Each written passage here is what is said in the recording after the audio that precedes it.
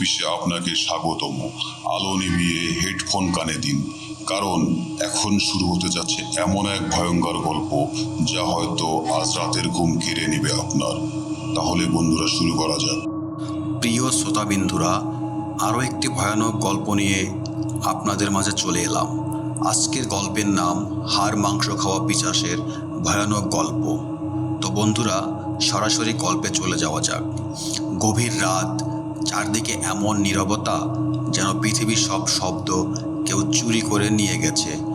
দূরে পুরনো শ্মশানের পাশে দাঁড়িয়ে থাকা বিশাল বটগাছের শুকনো ডালগুলো বাতাসে দুলছে।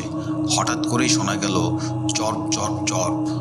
মনে হচ্ছিল কেউ যেন মানুষের হাড় দাঁত দিয়ে ভেঙে খাচ্ছে। গ্রামের মানুষ বহু বছর ধরে এই শব্দ শুনে আসছে, কিন্তু আজ পর্যন্ত কেউ সাহস করে কাছে গিয়ে দেখেনি আসলে সেখানে কি আছে। রংপুর জেলার এক ছোট্ট গ্রামের নাম ছিল চর কাশীপুর। দিনের বেলা গ্রামটি ছিল একেবারে সাধারণ, কিন্তু সূর্যে ডুবে যাওয়ার পর গ্রামের সবাই দরজা জানালা বন্ধ করে দিত। কারণ গ্রামের প্রবীণরা বলতেন, রাত 12টার পর শ্মশানের দিকে তাকাবি না, সেখানে যে থাকে সে মানুষ নয়, নরপিশাচ। লোককথা ছিল, বহু বছর আগে এক নিষ্ঠুর লোক কালো তন্ত্রের মাধ্যমে অমর হওয়ার চেষ্টা করছিল, কিন্তু তন্ত্রের নিয়ম ভেঙে যাওয়ায় সে মানুষ থেকে ভয়ঙ্কর পিশাচে পরিণত হয়। তারপর থেকে সে মানুষের মৃতদেহ, হাড় আর মাংস খেয়ে বেঁচে আছে। তার ক্ষুধা কখনো শেষ হয় না। গ্রামের তরুণ সাংবাদিক রিয়াদ এসব গল্প বিশ্বাস করতেন না। সে ভাবত এগুলো শুধু মানুষের কুসংস্কার। একদিন শহর থেকে ফিরে সে গ্রামের কয়েকজন বৃদ্ধকে জিজ্ঞাসা করল, আপনারা কি সত্যিই পিশাচ দেখেছেন? এক বৃদ্ধ কাপা গলায় বললেন, দেখিনি, কিন্তু আমরা ছোট্ট ভাইকে হারিয়েছি। সে এক রাতে সাহস করে শ্মশানে গিয়েছিল। সকালে শুধু তার রক্তমাখা জামা পাওয়া গিয়েছিল, শরীরের এক হাড়ও পাওয়া যায়নি। বৃদ্ধের চোখে তখনও ভয়ের ছাপ স্পষ্ট। রিয়াদ সিদ্ধান্ত নিল, আজ রাতেই সে ক্যামেরা নিয়ে শ্মশানে যাবে। সত্যি মিথ্যা সব কিছু প্রমাণ নিয়ে ফিরবে। রাত ঠিক 11:50। একটি টর্চ, একটি অডিও রেকর্ড আর একটি ভিডিও রেকর্ডার আর ছোট্ট একটি ছুরি নিয়ে সে শ্মশানের দিকে হাঁটা শুরু করলো। যতই সে এগোতে লাগলো, ততই চারপাশের বাতাস ঠান্ডা হয়ে উঠল। হঠাৎ তার টর্চ নিজে থেকেই কয়েকবার জলে নিভে উঠল।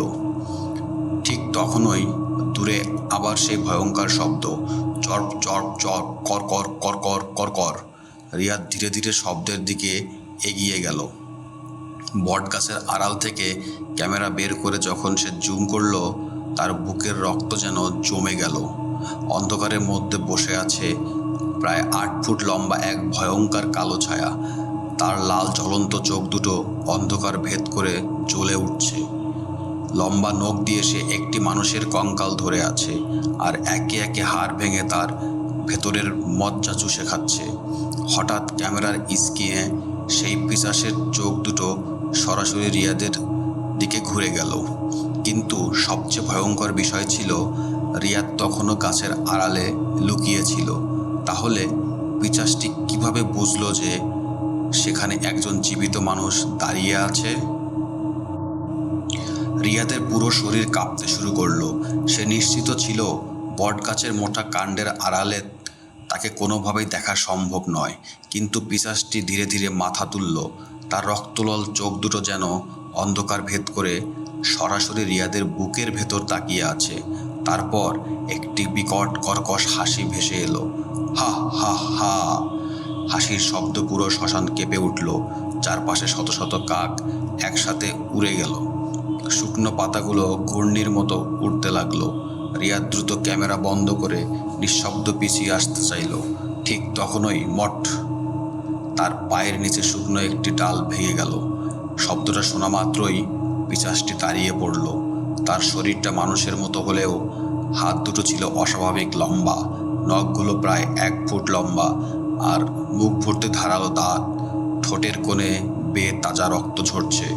সে বাতাসে শুকনো লাগলো একবার দুইবার, তারপর ভয়ঙ্কর গলায় ফিসফিস করে বলল, তাজা মানুষের রক্ত। রিয়াদের বুকের ধুকপুকানি যেন চারপাশে শোনা যাচ্ছে। হঠাৎ পিশাচটি 4 পায়ে নেমে এলো, মানুষের মতো নয়, একটি হিংস্র জন্তুর মতো। তারপর চোখের পলকে দৌড়ে আসতে শুরু করলো। রিয়াদ আর এক মুহূর্ত দাঁড়ালো না, প্রাণপণে দৌড়াতে লাগলো। পেছন থেকে শোনা যাচ্ছে ধূপ ধূপ ধূপ। মনে হচ্ছিল বিশাল কোনো প্রাণী মাটিতে আঘাত করতে করতে ছুটে আসছে। দৌড়াতে দৌড়াতে রিয়াদ হঠাৎ হোঁচট খেয়ে পড়ে গেল। তার হাতের তালু পাথরে লেগে কেটে গেল, রক্ত ঝরছে।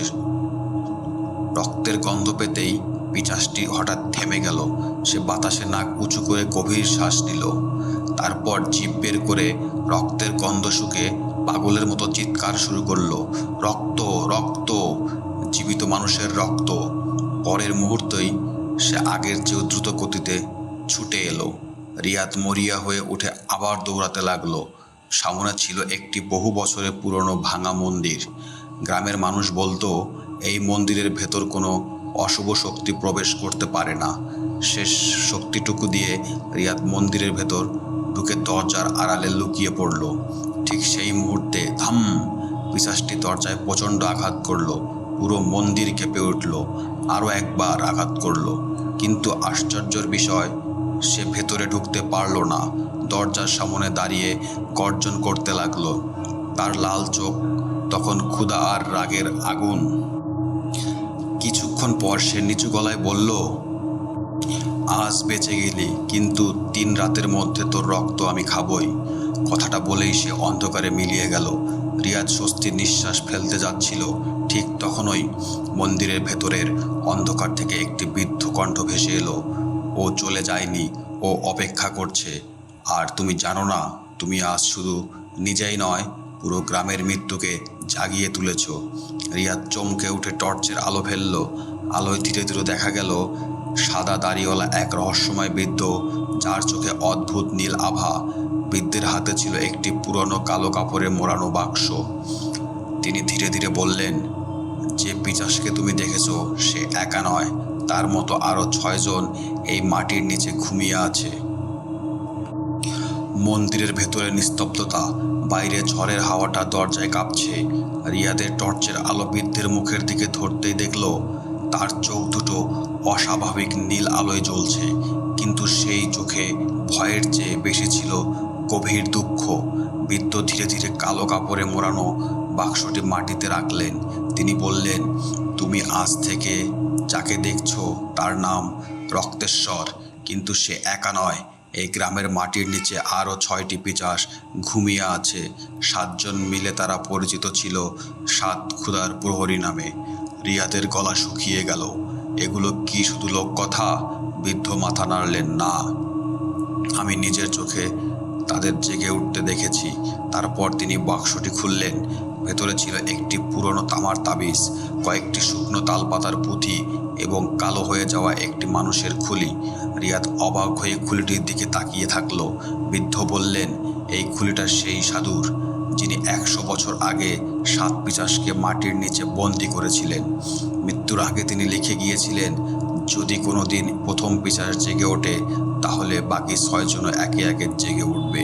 রিয়াদ কাঁপা গলায় জিজ্ঞাসা করল, তাহলে এখন কি হবে?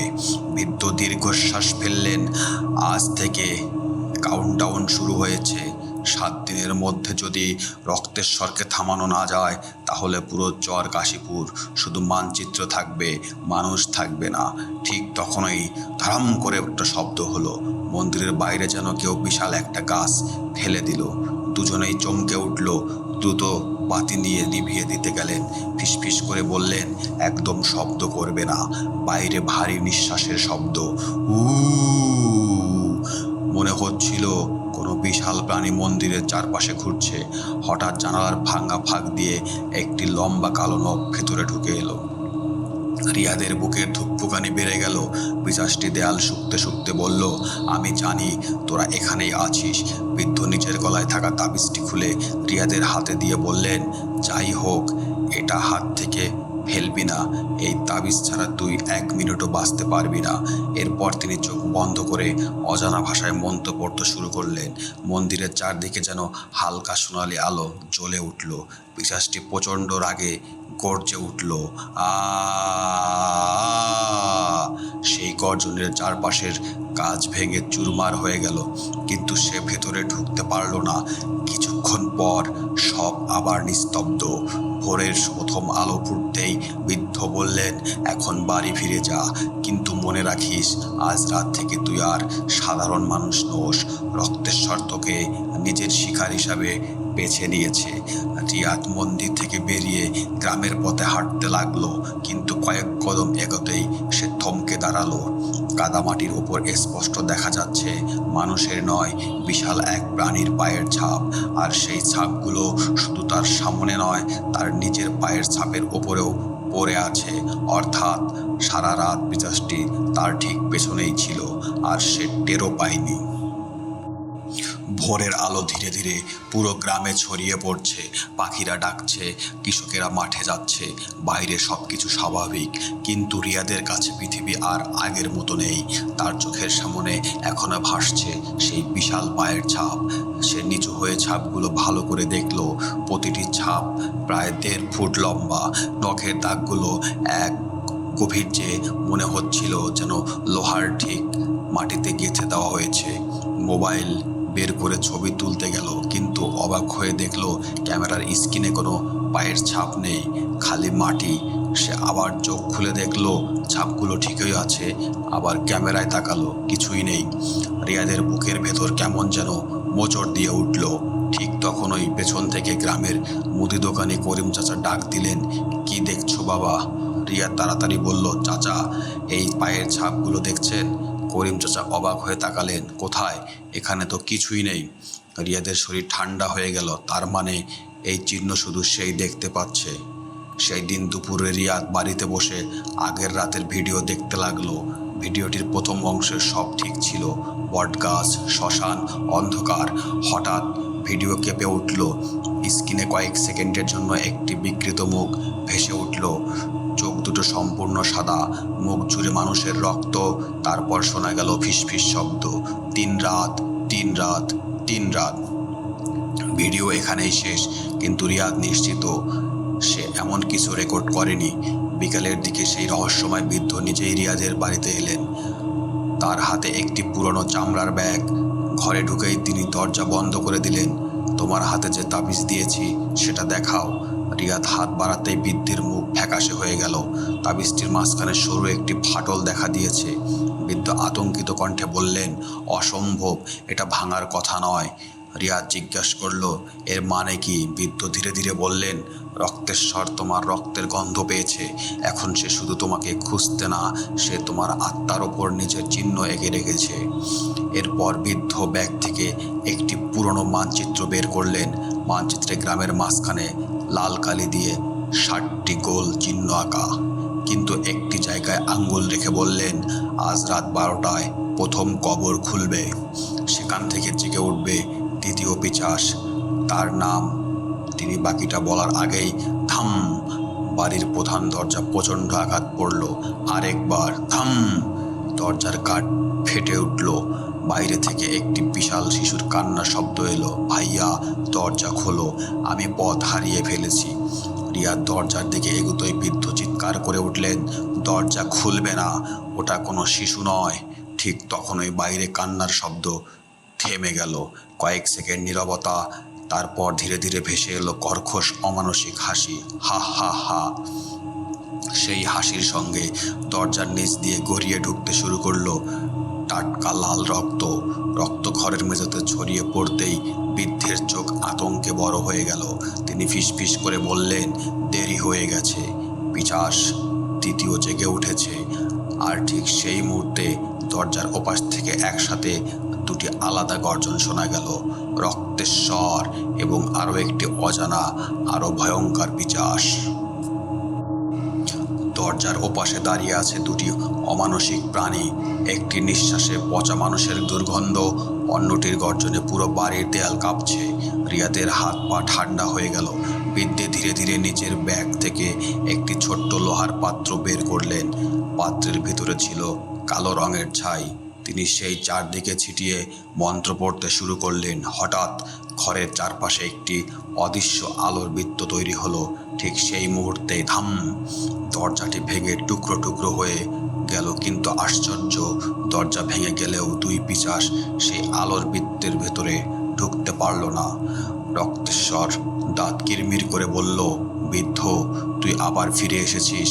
বৃদ্ধ শান্ত গলায় উত্তর দিলেন, যতদিন বেঁচে আছি ততদিন তোদের একজনকেও মানুষের রক্ত খেতে দিব না। তার কথা শেষ হতেই অন্ধকার থেকে আরও একটি ছায়া সামনে এগিয়ে এলো। রিয়াদ প্রথমবার দ্বিতীয় পিশাচটিকে স্পষ্ট দেখল। তার শরীর কঙ্কালের মতো শুকনো, চামড়া বলতে কিছুই নেই। মুখের জায়গাটা শুধু ধারালো দাঁতের হাড়সারি। কিন্তু সবচেয়ে ভয়ঙ্কর ছিল তার জিভ। প্রায় 6 ফুট লম্বা কালো জিভ মাটিতে লেপ্টে আছে। সে জিভ দিয়ে মেঝের রক্ত চেটে খেতে লাগলো, চুকচুক চুকচুক করে। তারপর মাথা তুলে বিকৃত গলায় বলল, আমি ক্ষুধানাথ, আমি শুধু মাংস খাই না, আমি মানুষের হাড়ের মজ্জা পাই। রিয়াদের বুক কেঁপে উঠল। বৃদ্ধ ফিস করে বললেন, এই পিশাচই সবচেয়ে নিষ্ঠুর। জীবিত মানুষকে ধরে প্রথমে শরীরের সব হাড় ভেঙে দেয়, তারপর ধীরে ধীরে মজ্জা খায়। হঠাৎ ক্ষুধানাথ অভূতভাবে হাসল। তার লম্বা জিভ মুহূর্তেই 10 ফুট দূর পর্যন্ত ছুটে এসে আলোর বৃত্তে আঘাত করল। ঝাঁক! পুরো ঘর কেঁপে উঠল। আলোর বৃত্তে একটি ছোট্ট ফাটল দেখা দিল। বৃদ্ধের কপাল বেয়ে ঘাম ঝরতে লাগলো। আর বেশিক্ষণ ধরে রাখতে পারবো না। ঠিক তখনই রিয়াদের গলায় থাকা তাবিজটি হঠাৎ ঝুলতে শুরু করলো। তাবিজটি থেকে তীব্র সোনালি আলো বেরিয়ে পুরো ঘর আলোকিত হয়ে গেল। দুই পিশাচ একসাথে ভয়ঙ্কর চিৎকার করে কয়েক কদম পিছিয়ে গেল। রক্তেশ্বর রাগে গর্জে উঠল, অসম্ভব! এই তাবিজ তো বহু বছর আগেই হারিয়ে যাওয়ার কথা। বৃদ্ধ বিস্মিত চোখে রিয়াদের দিকে তাকালেন। তিনি যেন নিজের মনেই বললেন, তাহলেই সত্যি, ভবিষ্যৎবাণী মিথ্যা ছিল না। রিয়াদ হতবাক হয়ে জিজ্ঞাসা করল, কোনো ভবিষ্যৎবাণী? বৃদ্ধ উত্তর দেওয়ার আগেই তাবিজের আলো হঠাৎ নিভে গেল। চারদিকে আবার অন্ধকার নেমে এলো। আর সেই অন্ধকারের ভেতর থেকে ধীরে ধীরে ভেসে এলো আরও 4টি ভিন্ন গর্জন। একটি নয়, দুটি নয়, মোট 6টি পিশাচ এখন জেগে উঠেছে। বৃদ্ধ ফ্যাকাশে মুখে শুধু একটাই কথা বললেন, আজ রাত শেষ হওয়ার আগেই 7 নাম্বার পিশাচ জেগে উঠবে। আর সে জেগে উঠলে পৃথিবী কোনো শক্তিই তাকে থামাতে পারবে না। বাইরে তখন রাত ঠিক 12টা। হঠাৎ পুরো গ্রাম অন্ধকারে ডুবে গেল। একসঙ্গে সব বাড়ির বাতি নিভে গেল। কুকুরের চিৎকার থেমে গেল। গাছের পাতাও নড়ছে না। মনে হচ্ছিল প্রথমে নিজেই থেমে গেছে। তারপর দূরে শ্মশানের দিক থেকে এক বিকট বিস্ফোরণের শব্দ ভেসে এলো। ধুম! মাটির নিচ থেকে যেন কেউ 1000 বছরের ঘুম ভেঙে উঠে দাঁড়িয়েছে। বৃদ্ধের চোখ ভয়ে বড় হয়ে গেল। তিনি কাঁপা গলায় বললেন, শেষ কবরটা খুলে গেছে। 7ম পিশাচ জেগে উঠেছে। রিয়াদ, বৃদ্ধ এবং গ্রামের ইমাম সাহেব দ্রুত শ্মশানের দিকে রওনা দিলেন। পথে পথে যেতে তারা দেখলেন গাছের ডালে শত শত কাক উল্টো ঝুলে আছে। কোনো শব্দ নেই। সব কাকের চোখ লাল। আর রাস্তার দুই পাশে পড়ে আছে অসংখ্য গরু, ছাগল আর কুকুরের ছিন্ন ভিন্ন দেহ। কিন্তু আশ্চর্যের বিষয়, এক ফোঁটা রক্তও নেই। মনে হচ্ছিল কেউ তাদের শরীরের সব রক্ত চুষে খেয়েছে। শ্মশানে পৌঁছে 3 জনের বুক কেঁপে উঠল। পুরো কবরস্থান ঘন কালো কুয়াশায় ঢাকা। মাটির মাঝখানে বিশাল একটি গর্তের চারপাশে দাঁড়িয়ে আছে আগের 6টি পিশাচ। তারা সবাই মাথা নিচু করে আছে, যেন কারো জন্য অপেক্ষা করছে।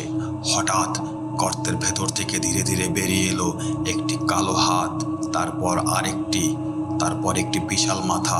এই পিশাচটি অন্যদের মতো নয়। তার উচ্চতা প্রায় 12 ফুট। মাথায় 2টি বাঁকানো শিং। সারা শরীর মানুষের শুকনো খালি ঝুলছে। চোখ দুটো আগুনের মতো জ্বলছে। আর তার বুকের মাঝখানে স্পন্দিত হচ্ছে একটি জীবন্ত রক্তাক্ত হৃৎপিণ্ড। সে ধীরে ধীরে উঠে দাঁড়াতেই বাকি 6টি পিশাচ একসঙ্গে হাঁটু গেড়ে মাথা নত করল। রক্তেশ্বর বলল, প্রভু, আমরা আপনার অপেক্ষায় ছিলাম।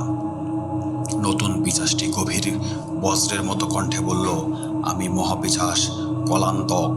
আজ থেকে এই পৃথিবীটি প্রতিটি জীবন্ত মানুষ হবে আমার খাদ্য। ঠিক তখনই তার দৃষ্টি গিয়ে পড়ল রিয়াদের ওপর। সে কয়েক সেকেন্ড চুপ করে তাকিয়ে বলল, তারপর তার মুখে অদ্ভুত হাসি ফুটে উঠল। অবশেষে রক্তবংশের শেষ সন্তানকে খুঁজে পেলাম। রিয়াদ হতবাক। আমি তো সাধারণ মানুষ। মহাপিশাচ ধীরে ধীরে বলল, না, তোর দাদা ছিলেন সেই তান্ত্রিক যিনি আমাদের 7 জনকে বন্দী করেছিলেন। তার রক্ত এখনো তার শরীরে প্রবাহিত হচ্ছে। তুই বেঁচে থাকলে আমরা কখনো পূর্ণ শক্তি পাবো না। বৃদ্ধ চিৎকার করে বললেন, রিয়াদ ওর কথা শুনবে না। কিন্তু কিছুক্ষণ পরে মহাপিশাচ নিজের নখ দিয়ে বাতাসে একটি অদ্ভুত চিহ্ন আঁকলো। সঙ্গে সঙ্গে রিয়াদের গলায় থাকা তাবিজটি ভেঙে 2 টুকরো হয়ে গেল। ঠাস! তাবিজ ভাঙার সঙ্গে সঙ্গে রিয়াদের বুকে জ্বালা পোড়া শুরু হলো। সে মাটিতে পড়ে ছটপট করতে লাগলো। হঠাৎ তার বুকের মাঝখানে লাল রঙের একটি প্রতীক জ্বলে উঠল। বৃদ্ধ সেটা দেখে আতঙ্কে পিছিয়ে গেলেন। না, এটা হতে পারে না। পিশাচের অভিশাপ নয়, এটা তো। বাকিটা বলার আগেই রিয়াদ হঠাৎ নিজের চোখ খুলল, কিন্তু তার চোখ আর মানুষের মতো নয়। 2টি চোখই ধীরে ধীরে রক্ত লাল হয়ে উঠছে, আর তার মুখের কোণা থেকে বেরিয়ে এসেছে 2টি ধারালো দাঁত। দূরে দাঁড়িয়ে থাকা 7 পিশাচ একসঙ্গে হেসে উঠল, কারণ তারা জানে যুদ্ধ এখন আর শুধু মানুষ আর পিশাচের মধ্যে নয়, এখন যুদ্ধ শুরু হয়েছে রিয়াদের নিজের আত্মার সঙ্গেও। রিয়াদ মাটিতে হাঁটু গেড়ে বসে আছে। তার 2 চোখ রক্তের মতো লাল, হাতের শিরাগুলো কালো হয়ে ফুটে উঠেছে। মনে হচ্ছিল শরীরের ভেতর কেউ যেন আগুন ঝুলিয়ে রয়েছে। হঠাৎ তার মুখ থেকে অমানসিক চিৎকার বেরিয়ে এলো। আ! সেই চিৎকার চারপাশের গাছের ডাল ভেঙে পড়তে লাগলো। বৃদ্ধ দৌড়ে এসে তার কাঁধে হাত রাখতেই হঠাৎ একটি অদ্ভুত দৃশ্য ঘটল। রিয়াদের শরীর থেকে তীব্র সোনালি আলো বেরিয়ে বৃদ্ধকে কয়েক ফুট দূরে ছিটকে ফেলল। মহাপিশাচ কলান্তক হেসে উঠল। শুরু হয়ে গেছে।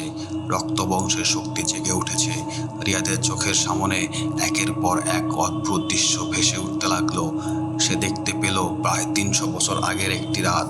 এক বিশাল শ্মশানে আগুন জ্বলছে, চারদিকে শত শত মৃতদেহ, আর সেই আগুনের সামনে দাঁড়িয়ে আছেন এক তান্ত্রিক। তার হাতে সোনার খণ্ড, গলায় রুদ্রাক্ষের মালা। তিনি উচ্চস্বরে মন্ত্র পড়ছেন। হঠাৎ 7টি বিশাল পিশাচ তাকে ঘিরে ফেলল, কিন্তু তান্ত্রিক ভয় পেল না। তিনি নিজের হাত কেটে রক্ত আগুনে ঢেলে দিলেন। মুহূর্তের মধ্যে আকাশ থেকে বজ্রপাত নেমে এলো। 7টি পিশাচ আগুনের শিকলে বাধা পড়ে মাটির নিচে তলিয়ে গেল। শেষ মুহূর্তে তান্ত্রিক বলেছিলেন, আমার রক্তধারা যতদিন পৃথিবীতে থাকবে তোরা কখনো পূর্ণ শক্তি পাবি না। দৃশ্যটি মিলিয়ে গেল। রিয়াদ হাঁপাতে হাঁপাতে চোখ খুলল। সে বুঝতে পারল মহাপিশাচ যা বলেছিল সেটাই সত্যি। সে সেই তান্ত্রিকেই বংশধর। এদিকে মহাপিশাচ কলান্তক আকাশের দিকে 2 হাত তুলল। মুহূর্তের মধ্যে কালো মেঘ পুরো আকাশ ঢেকে গেল। তারপর গ্রামের প্রতিটি কবর একসঙ্গে কাঁপতে শুরু করলো। ধর ধর ধর! মাটি ফেটে অসংখ্য কঙ্কাল বেরিয়ে আসতে লাগলো। কারো মাথা নেই, কারো হাত নেই, কারো চোখের জায়গায় শুধু কালো গর্ত। আর ধীরে ধীরে গ্রামের দিকে হাঁটতে শুরু করলো। দূর থেকে ভেসে আসতে লাগলো মানুষের চিৎকার, বাঁচাও! ওরা ঘরে ঢুকে পড়েছে। আল্লাহ, আমাদের বাঁচাও! এক রাতের মধ্যেই পুরো গ্রাম মৃত্যুর নগরীতে পরিণত হলো। বৃদ্ধ কষ্ট করে উঠে দাঁড়ালেন। তিনি নিজের ব্যাগ থেকে একটি পুরনো তলোয়ার বের করলেন। তলোয়ারটি সাধারণ ছিল না, তার ফলার ওপর অদ্ভুত সব মন্ত্র খোদাই করা। তলোয়ারটি রিয়াদের হাতে দিয়ে বললেন, এটার নাম অগ্নিশিখা। তোমার পূর্বপুরুষ এই তলোয়ার দিয়েই প্রথম রক্তেশ্বরকে পরাজিত করেছিল। শুধু তোমার হাতেই এই অস্ত্র জাগ্রত হবে। রিয়াদ তলোয়ারটি হাতে নিতেই ঝাং! পুরো ফলা সোনালি আগুনে জ্বলে উঠল। 6টি পিশাচ ভয়ে একসঙ্গে কয়েক কদম পিছিয়ে গেল, কিন্তু মহাপিশাচ নড়ল না। সে ঠান্ডা গলায় বলল, ভেবেছিস একটা তলোয়ার দিয়ে আমাকে থামাতে পারবি? তোর পূর্বপুরুষ আমাকে বন্দী করেছিল, কিন্তু আজ আমি তার পুরো রক্তধারা শেষ করেছি। হঠাৎ মহাপিশাচ হাত বাড়িয়ে দিল। অদৃশ্য এক শক্তি রিয়াদের গলাকে চেপে ধরল। সে দৃশ্য শূন্য হাতে শ্বাস নিতে পারছে না। হাত থেকে তলোয়ারটি পড়ে গেল। বৃদ্ধ দৌড়ে এগাতেই রক্তের রক্তেশ্বর তার পথ আটকে ধরল। অন্য 6 পিশাচ ধীরে ধীরে রিয়াদকে ঘিরে ফেলল। মহাপিশাচ বলল, শেষ ইচ্ছে থাকলে বলে ফেল। ঠিক সেই মুহূর্তে দূরের মসজিদ থেকে ভোরের আজানের প্রথম ধ্বনি ভেসে এলো, আল্লাহু আকবার। আজানের শব্দ কানে যেতেই 7 পিশাচ একসঙ্গে যন্ত্রণা চিৎকার করে উঠল। তাদের শরীর থেকে ধোঁয়া বের হতে লাগলো, আর মাটিতে পড়ে থাকা অগ্নিশিখা তলোয়ারটি নিজে থেকে কাঁপতে শুরু করলো। মনে হচ্ছিল আসল যুদ্ধ এখন শুরু হতে যাচ্ছে। মসজিদ থেকে ভেসে আসা আজানের ধ্বনি পুরো চর কাশীপুরকে কাঁপিয়ে দিল। আল্লাহু আকবার, আল্লাহু আকবার। সেই ধ্বনি শোনা মাত্রই 7 পিশাচের শরীর থেকে কালো ধোঁয়া বের হতে লাগলো। রক্তেশ্বর নিজের কান দুহাত পেতে ধরে চিৎকার করে উঠল, না, এই শব্দ বন্ধ করো। নরাপিশাচ কলান্তের চোখে প্রথমবারের মতো উদ্বেগের ছাপ দেখা গেল। সে গর্জে উঠল, ওকে এখনই মেরে ফেলো। পরের মুহূর্তে 6টি পিশাচ একসঙ্গে রিয়াদের দিকে ঝাঁপিয়ে পড়ল। ঠিক তখনই মাটির পড়ে থাকা অগ্নিশিখা তলোয়ারটি নিজে থেকেই আকাশে উঠে গেল। তলোয়ারটি আগুনের শিখার মতো জ্বলতে শুরু করলো। শো শো শো শো করে এক ঝলকে এসে রিয়াদের হাত বসে গেল। তলোয়ারটি স্পর্শ করার সঙ্গে সঙ্গে রিয়াদের চোখের লাল লাভা ধীরে ধীরে মিলিয়ে গেল। তার শরীরের চারপাশে সোনালি রঙের বলয় তৈরি হলো। মনে হচ্ছিল বহু শতাব্দী আগে ঘুমিয়ে থাকা এক শক্তি আজ জেগে উঠেছে। রক্তেশ্বর গর্জন করে সামনে এগিয়ে গেল। সে তার বিশাল নখ দিয়ে রিয়াদের বুক চিরে ফেলতে চাইল, কিন্তু রিয়াদ অবিশ্বাস্য দ্রুততার সরে গেল। তারপর ঝাং, অগ্নিশিখার প্রথম আঘাত পড়ল রক্তেশ্বরের ডান হাতে। এক মুহূর্তের জন্য পুরো শ্মশান সোনালি আলোয় ভরে গেল। রক্তেশ্বরের বিশাল হাতটি কাঁধ থেকে নির্বিচ্ছিন্ন হয়ে মাটিতে পড়ে গেল। আ করে চিল্লালো। তার চিৎকার চারদিকে কেঁপে উঠল। কাটা হাতটি কয়েক সেকেন্ড ছটপট করলো, তারপর আগুন ধরে কালো ছাই হয়ে গেল। বাকি 6 পিশাচ স্তব্ধ হয়ে দাঁড়িয়ে রইল, কারণ শত শত বছর পর কেউ প্রথমবারের মতো রক্তেশ্বরকে আহত করেছে। মহাপিশাচ কলাঙ্কক ধীরে ধীরে হাত তাড়িয়ে দিল। তার ঠোঁটে ভয়ঙ্কর হাসি। ভালো, ঠিক এভাবেই চাইছিলাম। রিয়াদ বিস্মিত হয়ে বলল, তুমি হাসছো কেন? কলান্তক গভীর কণ্ঠে উত্তর দিল, কারণ অগ্নিশিখার প্রতিটি আঘাতের সঙ্গে সঙ্গে তার শরীর থেকেও জীবন শক্তি বেরিয়ে যাচ্ছে। বৃদ্ধ আতঙ্কে চিৎকার করে উঠলেন, না, ওর কথা সত্যি। এই তলোয়ারের ব্যবহার করলে প্রতিটি আঘাতে তার আয়ু কমে যাবে। রিয়াদ নিজের হাতের দিকে তাকিয়ে সে দেখল তার কবজির কাছে চামড়া কুঁচকে গেছে।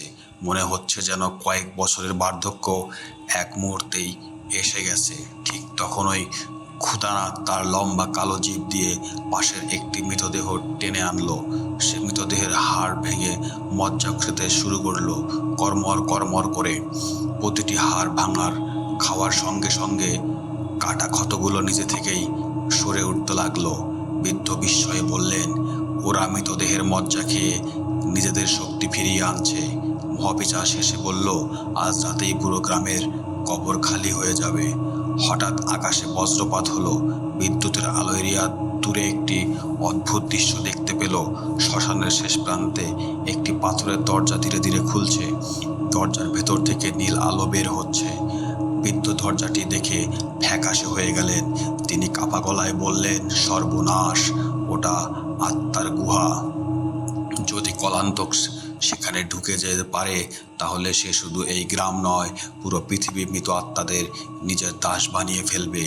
রিয়াদ অগ্নিশিখা শক্ত করে ধরল। তার সামনে এখন দুটি পথ, রক্তেশ্বরকে শেষ করা অথবা মহাপিশাচকে আত্মার গুহার ঢোকার আগেই থামানো। কিন্তু সে জানে না, দুই পথের যে কোনো একটি হয়তো হবে তার শেষ যুদ্ধ। আকাশ জুড়ে কালো মেঘ, একের পর এক বজ্রপাত পুরো শ্মশানকে আলোকিত করছে। আর সেই আলোয় স্পষ্ট দেখা যাচ্ছে শ্মশানের শেষ প্রান্তে বিশাল কালো পাথরের দরজাটি ধীরে ধীরে খুলছে। ভেতর থেকে বেরিয়ে আসছে অদ্ভুত নীল আলো। মনে হচ্ছে হাজার হাজার মানুষের কান্না একসঙ্গে প্রতিধ্বনিত হচ্ছে। বাঁচাও, আমাদের মুক্তি দাও। বৃদ্ধ হাঁটু গেড়ে বসে পড়লেন, তার চোখে আতঙ্ক। রিয়াদ এই গুহায় হাজার হাজার বছরের বন্দি আত্মায় রয়েছে। যদি কলান্তক তাদের দখল করতে ফেলে, তাহলে পৃথিবীর কোনো মানুষ আর নিরাপদ থাকবে না। মহাপিশাচ কলান্তক 2 হাত আকাশের দিকে তুলল, চারদিকে কালো ধোঁয়া ছড়িয়ে পড়ল। তার কণ্ঠে বজ্রের মতো গর্জে উঠল, রক্তধর, খুলে দাও। সঙ্গে সঙ্গে গুহার দরজা পুরোপুরি খুলে গেল। ভেতর থেকে অসংখ্য সাদা ছায়া বের হতে শুরু করলো। প্রথম 10টি, তারপর শত শত, তারপর হাজার হাজার। ওরা বাতাসে ভেসে বেড়াচ্ছে, কেউ শিশু, কেউ বৃদ্ধ, কেউ নারী, সবাই যেন মুক্তির জন্য কাঁদছে। ঠিক তখনই কলান্তক নিজের বুকের মাঝখানে থাকা রক্তাক্ত হৃৎপিণ্ড নখ বসিয়ে দিল। এক মুঠো কালো রক্ত বের করে সে মাটিতে ছুঁড়ে মারল। থাম! রক্ত মাটিতে পড়তেই পুরো গুহা কেঁপে উঠল। হাজার আত্মার চোখে মুহূর্তের মধ্যে লাল হয়ে গেল। কাদের কান্না বদলে গেল ভয়ঙ্কর চিৎকারে। এখন তারা আর মুক্তি চাইছে না, তারা শিকার খুঁজছে। বৃদ্ধ চিৎকার করে উঠলেন, রিয়াদ, দেরি করিস না। রক্তধার বন্ধ করতে না পারলে সব শেষ। রিয়াদ অগ্নিশিখা হাতে নিয়ে দৌড়ে গেল, কিন্তু তার সামনে এসে দাঁড়ালো রক্তেশ্বর। এক হাত হারিয়েও তার শক্তি কমেনি। সে হিংস্র গলায় বলল, আমাকে না হারিয়ে তুই এক পাও সামনে যেতে পারবি না। রিয়াদ গভীর শ্বাস নিল, তারপর অগ্নিশিখা 2 হাতে শক্ত করে ধরল। দুজন একসঙ্গে ঝাঁপিয়ে পড়ল। বাং ঝাং! আগুন আর অন্ধকারের সংঘর্ষে পুরো শ্মশান কেঁপে উঠল। রক্তস্বর নখ অগ্নিশিখার সঙ্গে ধাক্কা খেয়ে আগুনের ফুলকি ছড়িয়ে দিল। 1 আঘাত, 2 আঘাত, 3 আঘাত। প্রতিটি আঘাতে রিয়াদের হাত আরও দুর্বল হয়ে যেতে হলো। তারপর নিঃশ্বাস ভারী হয়ে উঠেছে। অন্যদিকে রক্তেশ্বর ধীরে ধীরে শক্তিশালী হচ্ছে, কারণ চারপাশে ছড়িয়ে থাকা মৃতদেহের শক্তি সে শুষে নিচ্ছে। হঠাৎ রক্তেশ্বর সুযোগ পেয়ে বিশাল নখ দিয়ে রিয়াদের কাঁধে আঘাত করল। শিরবর! রক্ত ছিটকে পড়ল। রিয়াদ মাটিতে গড়িয়ে পড়ল। অগ্নিশিখা কয়েক হাত দূরে ছিটকে গেল।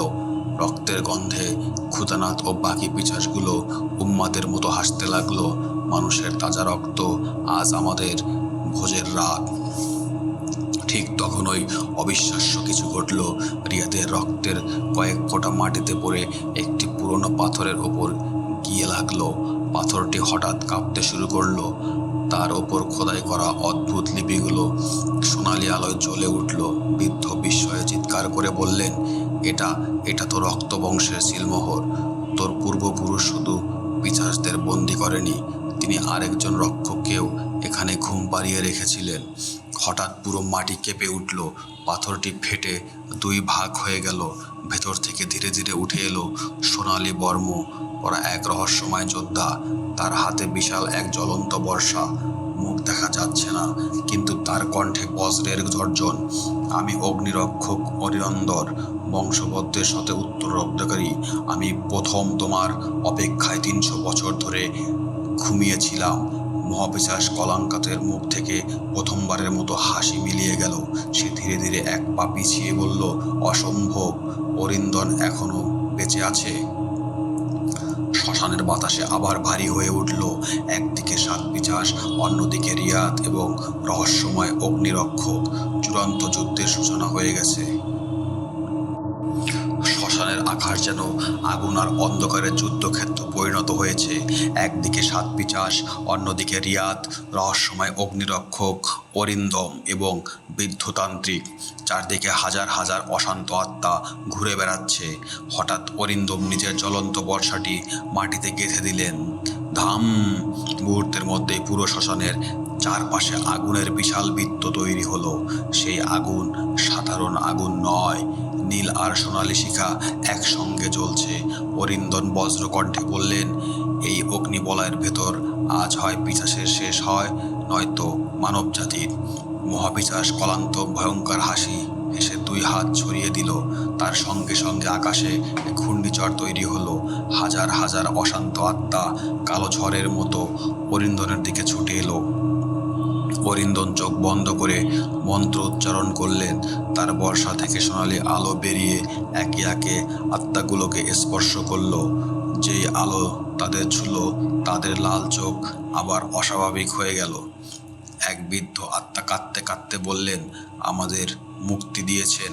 মুহূর্তের মধ্যে শত শত আত্মা আকাশের দিকে মিলিয়ে গেল। কলান্তক রাগে গর্জে উঠল। এদিকে রক্তেশ্বর আবার রিয়াদের ওপর ঝাঁপিয়ে পড়ল। তার এক হাত নেই, কিন্তু শক্তি আগের চেয়েও বেশি। সে রিয়াদের গলা চেপে ধরল। আজ তোর রক্ত দিয়ে আমার 1000 বছরের ক্ষুধা মিটাবো। রিয়াদের নিঃশ্বাস বন্ধ হয়ে আসছে। ঠিক তখন ওই বৃদ্ধ তান্ত্রিক নিজের শেষ শক্তি দিয়ে একটি তাবিজ রক্তেশ্বরের বুকে ছুঁড়ে মারলেন। ধাম! তাবিজটি বিস্ফোরিত হতেই রক্তেশ্বর কয়েক গজ দূরে ছিটকে পড়ল, কিন্তু বিস্ফোরণের আঘাতে যুদ্ধ নিজের মাটিতে লুটিয়ে পড়লেন আর মুখ দিয়ে রক্ত বের হতে লাগলো। রিয়াদ দৌড়ে তার কাছে গেল। গুরুজি, বৃদ্ধ দুর্বল কণ্ঠে বললেন, আমার সময় শেষ। শোনো, কলান্তককে অস্ত্র দিয়ে মারা যাবে না। রিয়াদ বিস্ময়ে জিজ্ঞেস করলো, তাহলে কিভাবে? বৃদ্ধ কণ্ঠ কষ্ট করে বললেন, তার বুকের হৃৎপিণ্ড, ওটাই তার শক্তির উৎস। কিন্তু সেই হৃৎপিণ্ড ধ্বংস হতে পারলে তিনি বাক্য শেষ করার আগেই তার শরীর নিস্তব্ধ হয়ে গেল। বৃদ্ধতান্ত্রিক শেষ নিঃশ্বাস ত্যাগ করলেন। রিয়াদের চোখ ভিজে উঠল। সে ধীরে ধীরে উঠে দাঁড়ালো।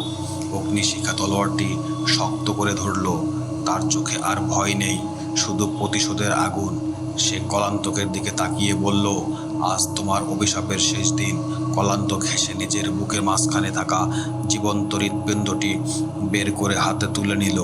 হৃৎপিণ্ডটি এখনো স্পন্দিত হচ্ছে, ধক ধক ধক। সে বলল, এটা ধ্বংস করতে হলে তোমাকে নিজের জীবন উৎসর্গ করতে হবে, কারণ তোমার রক্ত আর তোমার হৃৎপিণ্ড একই অভিশাপে বাঁধা।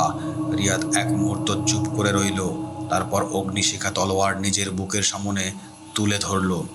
দূরে দাঁড়িয়ে অরিন্দম চিৎকার করে উঠল, না রিয়াদ, এটাই তার ফাঁদ। কিন্তু ততক্ষণে রিয়াদ তলোয়ারটি নিয়ে সামনে ঝাঁপিয়ে পড়েছে। একদিকে রিয়াদের অগ্নিশিখা, অন্যদিকে কলান্তকের রক্তাক্ত হৃৎপিণ্ড। দুটি শক্তি অপরের সঙ্গে একসঙ্গে। ঠিক আগের মুহূর্তে আকাশ চিরে নেমে এলো এক ভয়ঙ্কর বজ্রপাত। সেই আলোয় পুরো পৃথিবী সাদা হয়ে গেল, আর কেউ বুঝতে পারল না শেষ পর্যন্ত কে বেঁচে রইল। বজ্রপাতের তীব্র আলোয় কয়েক সেকেন্ডের জন্য পুরো শ্মশান সাদা হয়ে গেল। কেউ কিছু দেখতে পেল না, শুধু শোনা গেল এক বিকট বিস্ফোরণ। ধুম! বিস্ফোরণের আঘাতে 100 বছরের পুরনো বটগাছ উপড়ে পড়ল। শ্মশানের মাটিতে ফুটে আগুন বের হতে লাগলো। ধীরে ধীরে ধোঁয়া সরতে শুরু করলো। অরিন্দম কষ্ট করে উঠে দাঁড়িয়ে চারদিকে তাকালেই তারপর তিনি স্তব্ধ হয়ে গেলেন। রিয়াদ হাঁটু গেড়ে বসে আছে, তার বুকে রক্ত ভিজে গেছে। অগ্নিশিখা তলোয়ারটি কালান্তকের বুক ভেদ করে হৃৎপিণ্ডে গেঁথে গেছে, আর কালান্তকের হাত থাকা কালো হৃৎপিণ্ডটি ধীরে ধীরে ছাই হয়ে যাচ্ছে। ধক ধক ধক! হৃৎপিণ্ডের স্পন্দনে থেমে গেল। মহাপিশাচ কলান্তক প্রথমবারের মতো যন্ত্রণায় চিৎকার করে উঠল, না, এটা অসম্ভব।